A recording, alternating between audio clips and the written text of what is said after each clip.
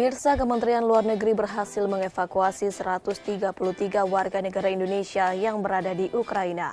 Meski demikian, sebanyak 23 WNI juga memilih untuk tetap tinggal di Ukraina.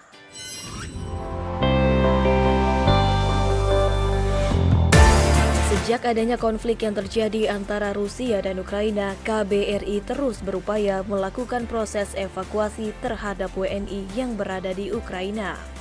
Dirjen PWNI Kemlu Juda Nugraha mengungkapkan, hingga saat ini proses evakuasi WNI di Ukraina dinyatakan telah selesai. Dengan total WNI telah kembali ke Indonesia sebanyak 133 orang. Namun, terdapat 23 WNI yang tetap memilih untuk tinggal di Ukraina karena alasan pribadi. Terkait dengan hal tersebut, KBRI Kiev berkomitmen untuk tetap menjalin komunikasi dengan 23 WNI. Proses evakuasi WNI dari Ukraina telah selesai dengan total WNI yang berhasil kita evakuasi sebanyak 133.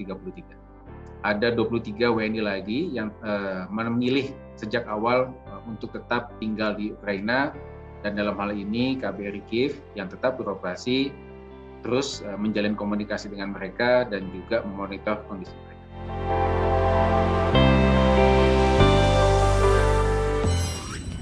Kepala Staf Angkatan Darat Dudung Abdurrahman meresmikan pengoperasian 15 sumur yang tersebar di sejumlah daerah di Jawa Barat, Jawa Tengah, dan Jawa Timur. Kedepan program TNI Angkatan Darat Manunggal Air Bersih bagi masyarakat ini akan diperluas secara serentak dan tersebar ke sejumlah daerah di provinsi di Indonesia.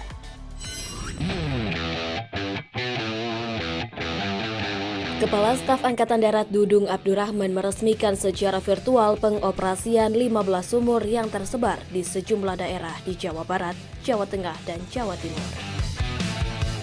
Pembangunan sumur di banyak daerah merupakan bagian dari program TNI AD Manunggal Air yang dimaksudkan untuk memberi kemudahan akses air bersih kepada masyarakat.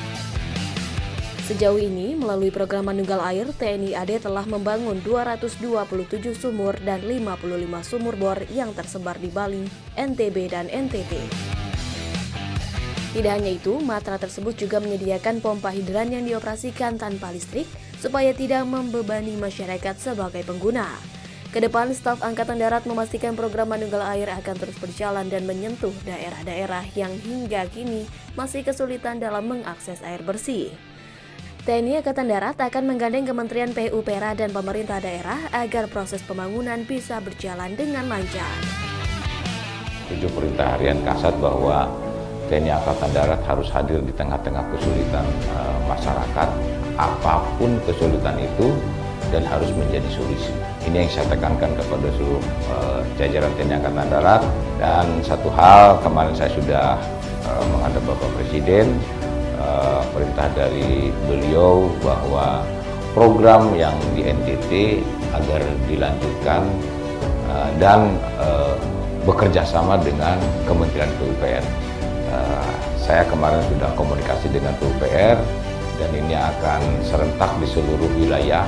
Saya sampaikan kepada seluruh jajaran, jadi realisasi dari bendungan yang sudah dibangun oleh Bapak Presiden akan kita realisasikan membantu pemerintah daerah tentunya agar betul-betul masyarakat yang sulit terjangkau dengan air maka akan terjangkau dengan kehadiran TNI Angkatan Darat Manunggal Air.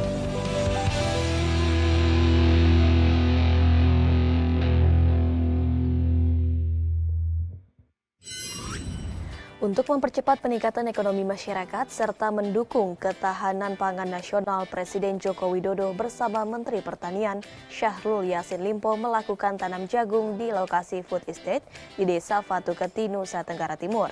Dengan adanya food estate ini merupakan salah satu terobosan dalam membangun kemajuan pertanian dengan menggunakan teknologi modern.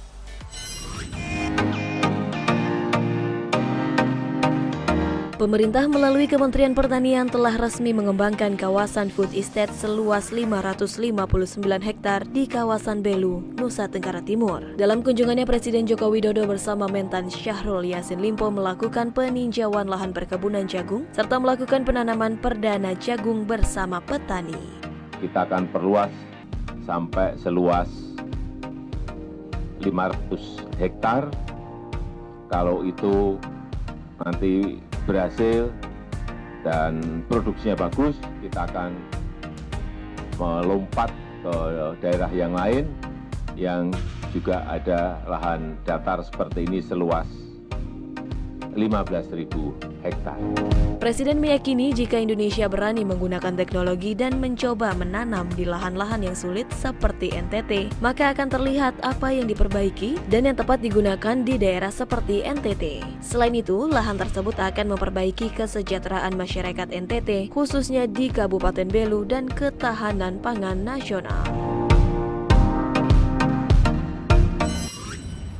Pemirsa, kegiatan bisnis matching belanja produk dalam negeri yang diselenggarakan di Nusa Dua Bali berhasil mencapai nilai komitmen sebesar Rp214 triliun.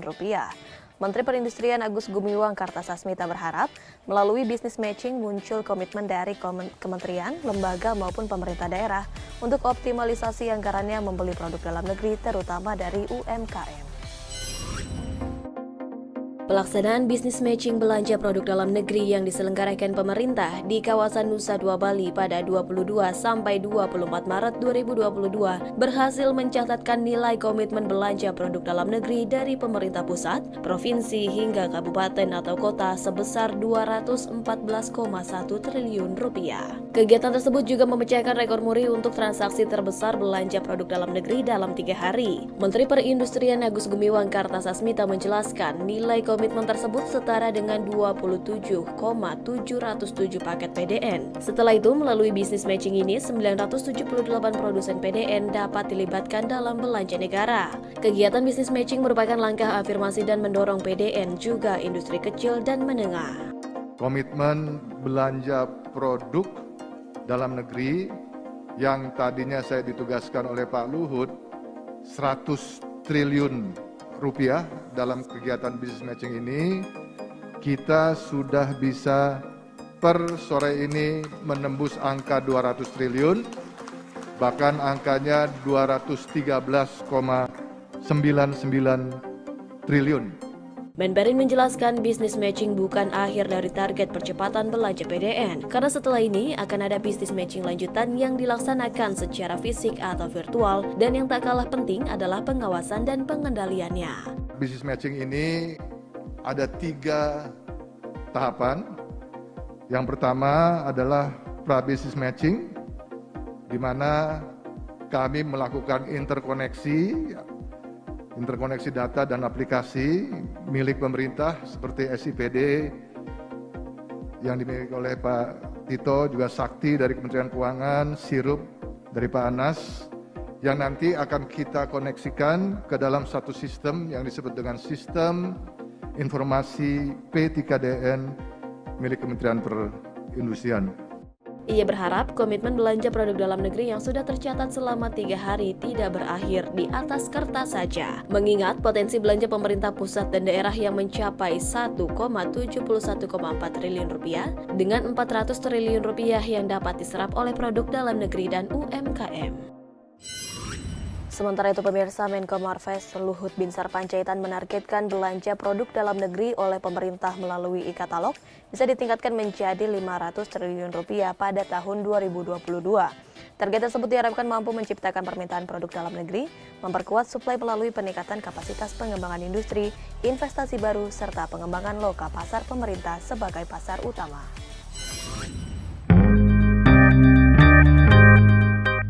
Menteri Koordinator Bidang Kemaritiman dan Investasi Luhut Binsar Panjaitan menargetkan belanja produk dalam negeri oleh pemerintah melalui e-katalog bisa ditingkatkan menjadi Rp500 triliun pada tahun ini. Angka tersebut lebih tinggi dari target sebelumnya yang sebesar Rp400 triliun.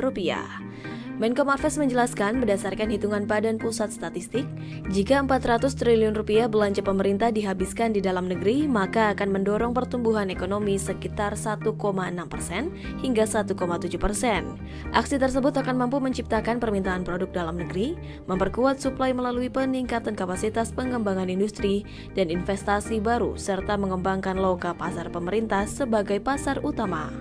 Di sisi lain, untuk mendukung komitmen belanja PDN, pemerintah terus mendorong percepatan pembentukan tim P3DN di seluruh Indonesia, melengkapi yang sudah ada saat ini di 25 kementerian dan lembaga, 8 BUMN, dan 103 pemerintah daerah.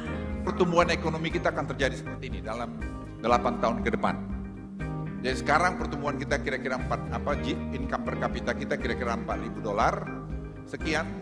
Kalau kita nanti bawa semua ini jalan semua akan tahun 2030 kita akan $10.000. $10.000. Itu tidak akan ragu. Padahal kami masih sangat konservatif ngitung ini. Belum memasukkan e-katalog ini. Kalau kami masukkan e-katalog, angkanya ini pasti akan jauh lebih tinggi. Ini very konservatif. Pemirsa, di segmen berikutnya Kominfo Newsroom segera kembali dengan informasi Desa Wisata Taman Sari, Kabupaten Banyuwangi, Jawa Timur. Tetaplah bersama kami.